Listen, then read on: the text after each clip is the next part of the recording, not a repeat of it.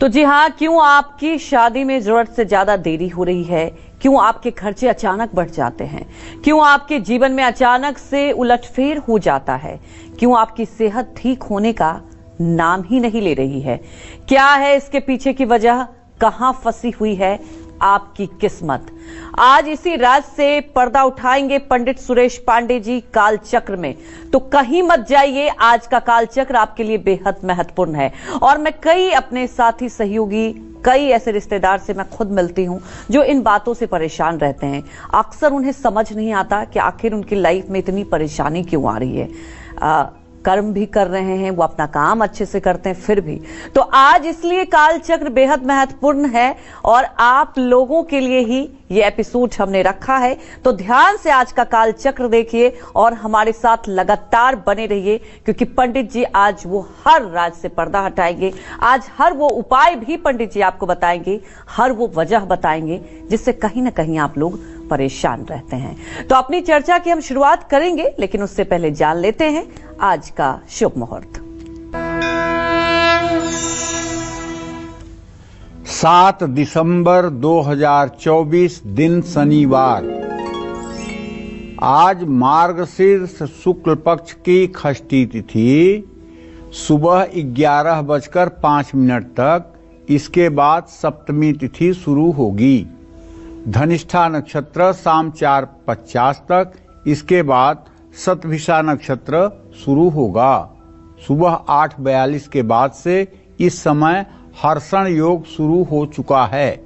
द्विपुष्कर योग सुबह 11:05 से शाम 4:50 तक। और आज रवि योग बना हुआ है। इसी क्रम में रोज की तरह आज के भी कुछ अशुभ मुहूर्त हैं, जैसे राहु काल शनिवार होने के नाते सुबह 9 बजे से 10:30 बजे तक और पंचक सुबह 5:07 से शुरू हो चुका है। यमगंड काल दोपहर 1:31 से दोपहर 2:49 तक। इन अशुभ समयों में किसी नए कार्य का शुभारंभ नहीं किया जा सकता है, लेकिन पंचक में विवाह का मुहूर्त होता है। ये बात समझ लेनी चाहिए। कुछ लोग मन में अफवाह पैदा करते हैं कि क्या पंचक में भी शादियां होती हैं? तो हाँ, पंचक में भी शादियां होती हैं। जय मां विंध्यवासिनी। तो देखिए, हर वीकेंड पे हम लोग कोशिश करते हैं कि चर्चा बेहद महत्वपूर्ण रहे, और मुझे लगता है कि आज जो हम चर्चा कर रहे हैं आप सबके लिए बेहद महत्वपूर्ण है। तो बने रहिए हमारे साथ, कहीं मत जाइए, क्योंकि आज आप अपने नाश्ते के साथ बैठकर कालचक्र का पूरा एपिसोड देखिए। क्योंकि ये जो समस्या है, ये जो आज हम चर्चा करने वाले हैं, सबके साथ कहीं ना कहीं बीतता है और वो सोचते रहते हैं कि आखिर क्या वजह। अब कई बार लोग अपने आप को कोसते हैं, कई बार ये भी सोचते हैं कि किसी ने कहीं नजर तो नहीं लगा दी। बहुत सारे दुविधा मन में होती है। तो आज आपके हर दुविधा को पंडित जी दूर करेंगे, हर वो वजह बताएंगे, क्योंकि पंडित जी वजह जरूर बताते हैं, उसके पीछे लॉजिक बताते हैं। तो लगातार हमारे साथ बने रहिए और इस चर्चा को आप ध्यान से सुनिए, क्योंकि कई ऐसे लोग होते हैं पंडित जी जिनके जीवन में अचानक से मुश्किल आ जाती है। ऐन वक्त पर जब उनका काम हो रहा होता है, ऐन वक्त पर किस्मत धोखा दे देती है। उनकी लाइफस्टाइल आप देखते हैं कि अच्छी चलती रहती है, कुछ ऐसा हो जाता है कि सब कुछ बदल जाता है। तो इसके पीछे आखिर मेन वजह क्या होती है, आज हमारे दर्शकों को आप बताएं। क्योंकि पंडित जी, ये सवाल मैं आपके साथ कालचक्र कर रही हूं, ये सवाल मेरे मन में भी कई बार आता है, कई बार मैंने भी ये फेस किया। तो मुझे लगता है कि ये अक्सर आम लोगों के साथ बीतता है। तो हमारे दर्शकों को आप ये बताएं। देखो, ऐसा है, ग्रहा राज्यम प्रेक्षन्तिम ग्रहा राज्यम हरन्ति च ग्रहैर्व्याप्तम इदं सर्व त्रैलोक्य सचराचरम। इस पूरे त्रिलोकी में एक एक कण ग्रहों के अधीन रहता है, ग्रहों के प्रभाव में रहता है, और जो कुछ भी होता है वो ग्रहों के प्रभाव के कारण होता है। चाहे समुद्र में ज्वार भाटा आए, चाहे तूफान आए, चाहे सूखा पड़े और चाहे बाढ़ हो, चाहे ज्यादा गर्मी पड़े, चाहे ज्यादा ठंडी हो, ये सब केवल ग्रहों के प्रभाव के आधार पर होता है। ये जो 9 ग्रह हैं, ये 9 ग्रह इस संपूर्ण चराचर जगत को प्रभावित करते हैं। दूसरी बात, कह मुनि सहिमवंत सुनु, जो विधि लिखा लीलार, देव दनुज नर नाग मुनि को न मेटनहार। नारद जी कहते हैं हिमालय से जी। कि विधाता ने जो लीलाट में आपके लिख दिया है उसको देव दनुज देवता, राक्षस, नर, नाग कोई मिटाने वाला नहीं है। अवश्य में भोक्तव्यम कृतम कर्मम शुभाशुभम। जो भी आपने पूर्व जन्म के जन्म लेते समय आपके शरीर के साथ प्रारब्ध बना हुआ है उसका कहीं न कहीं दुख जो है आपके जीवन में आएगा। लेकिन मनुष्य के पास मन तो जानवरों में भी होता है। जी बिल्कुल। जानवरों में भी मन होता है, अपनापन होता है, अपने बच्चों को पहचानते हैं, अपने बच्चे को दूध पिलाते हैं, अपने बच्चे की दूसरे जानवरों से रक्षा करते हैं। लेकिन उनके पास विवेक नहीं होता है और मनुष्य के पास विवेक होता है। जी। विवेक वो शक्ति है जो बुद्धि को सही और गलत रास्ते पर चलने से रोकती है, सही रास्ते पर प्रोत्साहित करती है, गलत रास्ते पर चलने से रोकती है। और जिस मनुष्य के पास विवेक नहीं है, केवल बुद्धि और मन है, वो भी किसी पशु से ज्यादा नहीं है। ठीक है ना। तो जब मनुष्य के पास विवेक हो जाता है तो विवेक के द्वारा जब हम शुभ आचरण करते हैं तो बड़ी सी बड़ी विपत्ति भी हमारे जीवन में सहने योग्य हो जाती है और उसको हम सह लेते हैं। प्रभु श्री राम का शाम के समय पूरी तैयारी थी कि सुबह राज्याभिषेक होगा। लेकिन शाम को वनगमन की बात आ गई। तापस बेश विशेष उदासी, 14 बरिस राम वनवासी। मतलब सुबह वनवास जाना है, जबकि तैयारी हो रही है 15 दिन से राज्याभिषेक की। ठीक है। भगवान श्री कृष्ण ने जब अवतार लिया जी। तो उनको माँ का दूध पीना चाहिए, देवकी के गोद में होना चाहिए, तो वो गोकुल की तरफ चल दिए। कभी छठी के दिन पूतना, कभी अघासुर, कभी बकासुर, कभी तृणावर्त, कभी कालिया नाग, मतलब कितने कितने आफतों से गुजरते हुए निकले। आज मनुष्य के ऊपर अगर नौकरी न मिले, नौकरी छूट जाए, पढ़ाई में फेल हो जाए, तो प्रायः लोग करते क्या हैं कि घर के देवी देवताओं के जितने फोटो चित्र हैं उसको उठा करके पहले घर के बाहर फेंक के आएंगे। कुछ नहीं होता, देवी देवता पूजा पाठ से कुछ नहीं होता है जी। अरे खुद भगवान जब यहाँ आए और इतना ऊपर नीचे जीवन हुआ तो वो यही दिखाने के लिए तो आए थे कि आपको भी इस तरह के जीवन से दो चार होना पड़ सकता है, तो आपकी आस्था न डगमगाए। अगर आपकी आस्था डगमगा जाएगी तो फिर आपकी नाव डूबने से कोई नहीं बचाएगा, और यदि आपकी आस्था बनी रहेगी तो नाव डूबते डूबते बच जाएगी। तो मैं अपने दर्शकों से ये कहना चाहता हूं, देखो इन ग्रहों का तो महत्व है, लेकिन जब आप भगवान की शरणागति ले लेते हैं तो ये नवग्रह आपके लिए रंक हो जाते हैं। शनि ग्रह की बात आज हम करेंगे और शुक्र ग्रह की बात करेंगे। शनि ग्रह को मंद भी कहते हैं, इसका एक नाम ज्योतिष में मंद है। मंद माने धीमा। चूंकि ये धीमी गति से चलते हैं, 2.5 साल में ये एक राशि चलते हैं, 1 महीने में 1 अंश चलते हैं, और 30 वर्ष में पृथ्वी का 1 चक्कर लगाते हैं, इसलिए इन्हें मंद कहा जाता है। और शुक्र बहुत तेज चलने वाले ग्रह हैं। ये तो 26 दिनों में ही एक राशि को क्रॉस कर लेते हैं, 1 साल के अंदर अंदर पूरी 12 राशियों में भ्रमण कर लेते हैं। अब शनि और शुक्र ये दोनों आपस में मित्र ग्रह हैं। शुक्र धन, वैभव, सुख, समृद्धि, विलासिता, सुंदरता और कामवासना का प्रतीक है। शुक्र टीवी, सिनेमा, मनोरंजन, ग्लैमर की दुनिया जैसे क्रिएटिव चीजों से जुड़ा हुआ है, जबकि शनि कर्म, संघर्ष, दुख, विपत्ति, चोरी, पुलिस, जेल, दुर्घटना से जुड़ा हुआ है। शुक्र वृषभ और तुला राशि का स्वामी है, जबकि शनि मकर और कुंभ राशि का स्वामी है। जिन लोगों की कुंडली में शनि शुक्र की युति है और दोनों ही शुभ हैं, शुभ का मतलब वो लग्नेश पंचमेश हैं, नवमेष लग्नेश हैं या योग कारक हैं, जिसको शुभ अवस्था ज्योतिष के हिसाब से कहते हैं, तो ऐसा व्यक्ति रिश्तों में किसी भी जिम्मेदारी से पीछे नहीं हटेगा, अनुशासन प्रिय होगा और अपने परिवार के आसपास सुरक्षा का माहौल बनाकर रखेगा। ऐसे व्यक्ति को 30 या 35 वर्ष की उम्र के बाद ही शुक्र के शुभ फल प्राप्त होते हैं। ऐसा व्यक्ति एकदम धरातल से जुड़ा होता है और वास्तविकता में जीवन जीना पसंद करता है, बनावट में नहीं, वास्तविकता में। ऐसे व्यक्ति की सोच मजबूत होती है। कुंडली में शुक्र शनि की युति हो और दोनों ही ग्रह शुभ हों तो व्यक्ति को आगे बढ़ने के कई अवसर प्राप्त होंगे। ऐसे लोगों का झुकाव कला के क्षेत्र में भी होता है। चुनौतियों से लड़ने में व्यक्ति सक्षम होता है। शुक्र शनि की युति राजयोग कारक होती है। वृषभ, मिथुन, कन्या, तुला, मकर और कुंभ लग्न में जिन लोगों का जन्म हुआ है, उन लोगों के लिए शुक्र और शनि की युति हर तरह की मनोकामना पूरी कर सकती है, ये मेरा दावा है।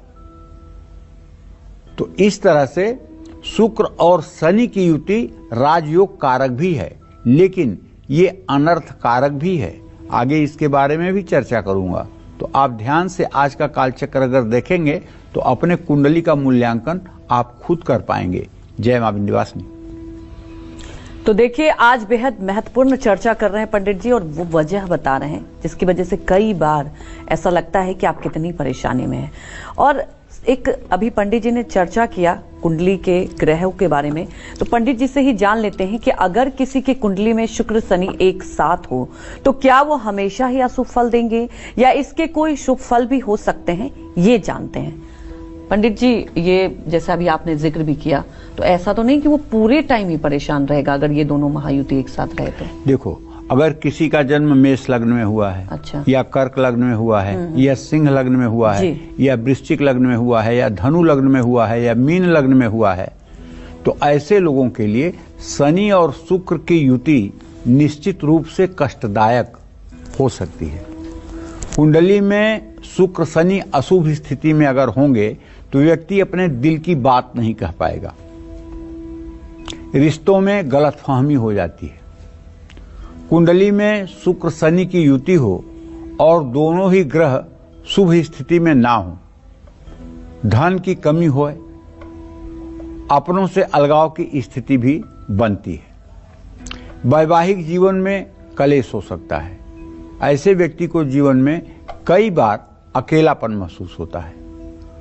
शुक्र या शनि की अगर परस्पर दशा या अंतरदशा चल रही हो और दोनों का रोग भाव से संबंध बन रहा हो तो इस स्टेज में कैंसर की बीमारी जरूर होती है। कैंसर, पेनक्रियाज या लीवर सिरोसिस की प्रॉब्लम, माने आप ये कह सकते हैं कि ऐसा आदमी मरते मरते बचता है, बहुत गंभीर बीमारी से पीड़ित होता है।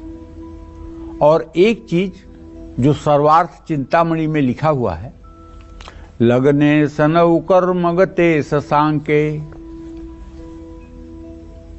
शुक्रेक्षिते वा यदि बंध भोक्ता। लगने सनऊ, लग्न में शनि हो और दशम भाव में चंद्रमा हो। लगने सनऊ कर्मगते शशांके मतलब दशम भाव में चंद्रमा हो, लग्न में शनि हो। शुक्रेक्षिते वा यदि बंध भोक्ता, और शुक्र ग्रह से दोनों देखे जाते हों।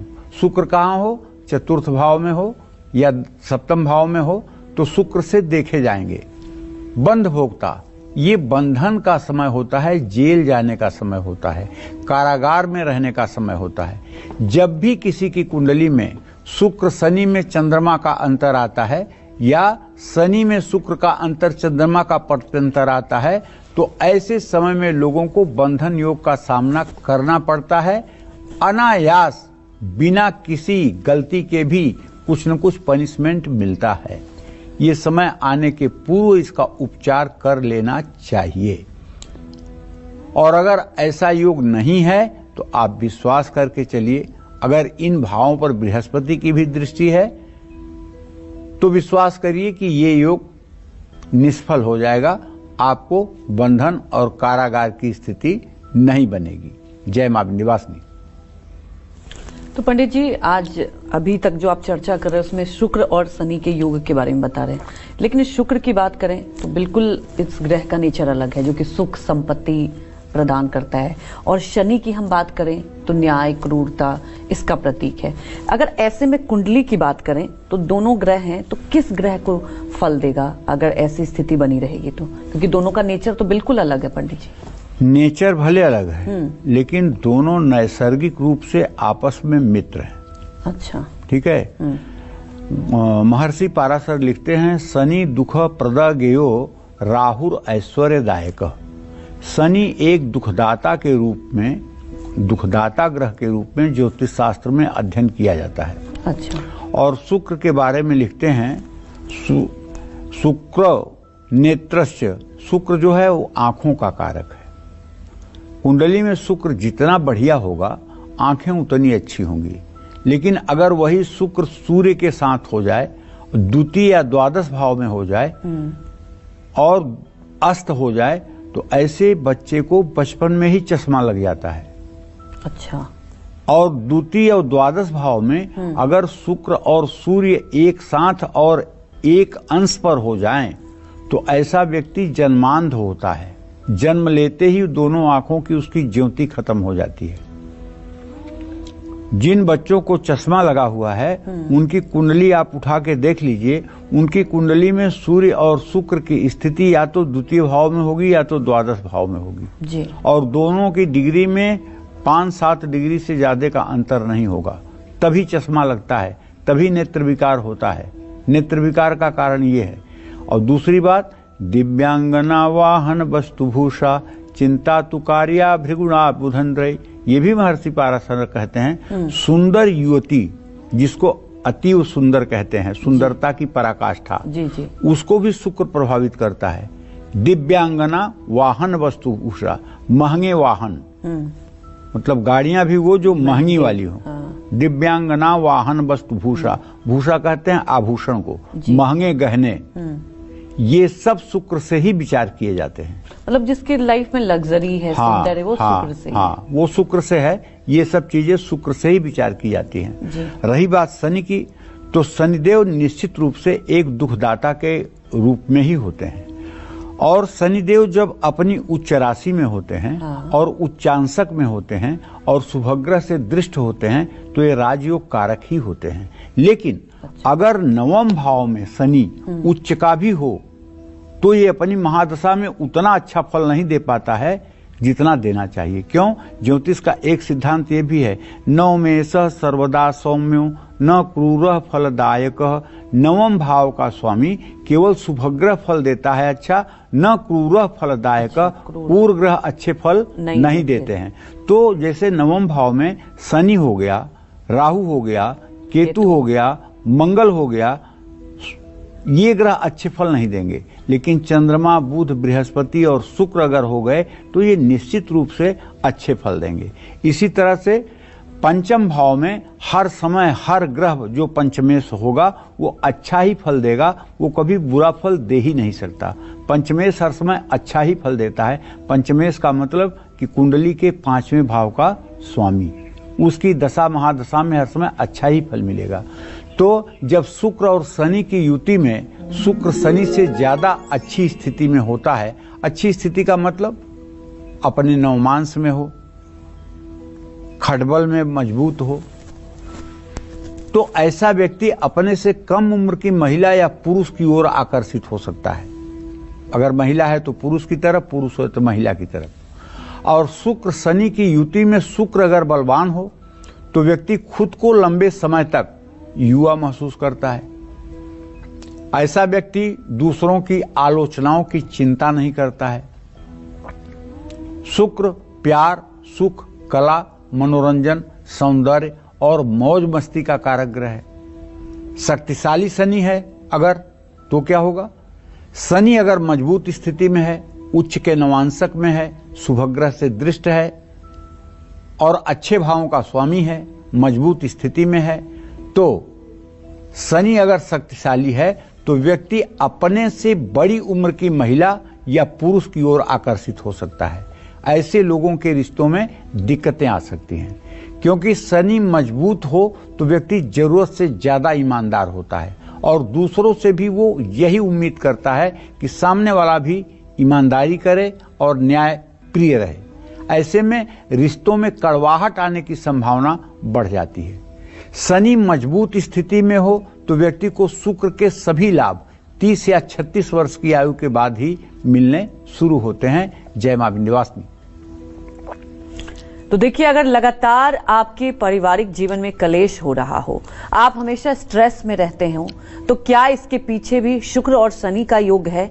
ये भी पंडित जी से समझने की कोशिश करते हैं। लगातार हमारे साथ बने रहिए, क्योंकि पंडित जी आज वो हर ग्रहों के बारे में विस्तार से बता रहे हैं। और मैं तो ये कहूंगी दर्शकों को कि अगर आपको थोड़ा सा कंफ्यूजन है तो आप एक पेन और कॉपी लेकर रहिए और उसको लिख भी सकते हैं, क्योंकि कई लोग कुंडली दिखाते हैं। तो उस वक्त जब आप कुंडली दिखाएं तो इन बातों का आप ध्यान रखें। तो पंडित जी से अब ये समझने की कोशिश करते हैं कि अगर स्ट्रेस है, दिक्कत है, इसके पीछे शुक्र और शनि का क्या योग होता है, ये जानते हैं। बताएं पंडित जी।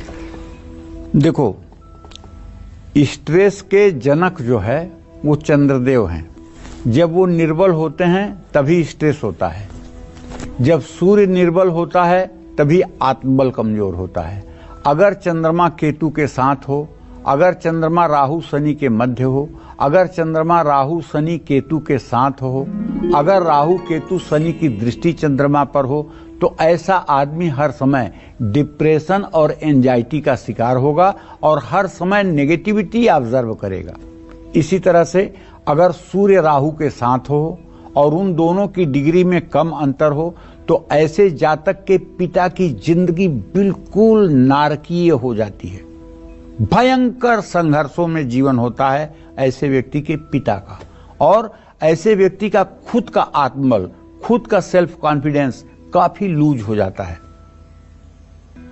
मतलब आत्मबल बिल्कुल कमजोर हो जाता है। इसको कहते हैं भाई ग्रहण दोष। तो कुंडली के पहले भाव में शुक्र शनि की युति हो तो व्यक्ति की सेहत और पारिवारिक जीवन पर थोड़ा सा नकारात्मक प्रभाव पड़ता है। वो इसलिए कि शुक्र की दृष्टि तो सप्तम भाव पे होगी, लेकिन शनि की दृष्टि तृतीय पराक्रम भाव और सप्तम वैवाहिक जीवन के भाव पर पड़ेगी। इसलिए विवाह लेट होगा, पराक्रम प्रभावित होगा। ऐसे लोग प्रायः स्ट्रेस में, तनाव में रहते हैं। उनको आसानी से सफलता नहीं मिलती है। ये बात समझने की है। जय मां विंध्यवासिनी। तो शुक्र और शनि का योग सिर्फ अशुभ फल ही नहीं देता है, बल्कि कुछ सिचुएशन में ये योग बड़ा ही फलदायी और शुभकारी भी होता है। क्या है वो स्थिति, ये जानते हैं। बताएं पंडित जी। देखो, मैंने एक बात कहा जी कि जब किसी भी व्यक्ति की कुंडली में वृषभ, मिथुन, कन्या, तुला, मकर, कुंभ ये लग्न होगी और कुंडली में शुक्र शनि की युति होगी, तो आप मान के चलिए कि ऐसे आदमी की लॉटरी लग जाएगी। अगर कुंडली के द्वितीय भाव में शुक्र शनि की युति है तो ये बहुत शुभकारी है। ऐसा योग किसी व्यक्ति की कुंडली में हो तो उसका मान सम्मान बढ़ता है। ऐसे व्यक्ति को शुक्र के प्रभाव के कारण पैतृक संपत्ति और अस्थायी संपत्ति का लाभ मिलता है। ऐसा व्यक्ति शनि के शुभ प्रभाव के कारण व्यवहार कुशल होता है। परिवार में भी उसका सम्मान होता है। कुंडली के दूसरे भाव में शुक्र शनि की युति व्यक्ति को आर्थिक स्थिति के लिए शुभ मानी जाती है। ऐसे व्यक्ति को कारोबार में भी सफलता मिलती है, बशर्ते शनि शत्रुगृही न हो, सूर्य चंद्रमा मंगल के घर में न हो, वो शुक्र के घर में हो, शनि के घर में हो, बुध के घर में हो, द्वितीय भाव में, तो निश्चित रूप से ये आपको मालामाल बना देगा। इसमें कोई संशय नहीं है। जय मां विंध्यवासिनी। तो कुंडली में शुक्र शनि का योग आपको और कौन कौन से शुभ या अशुभ फल दे सकता है, ये बताएंगे आपको पंडित जी। लेकिन एक छोटे से ब्रेक के बाद आप बने रहिए हमारे साथ और देखते रहिए काल चक्र।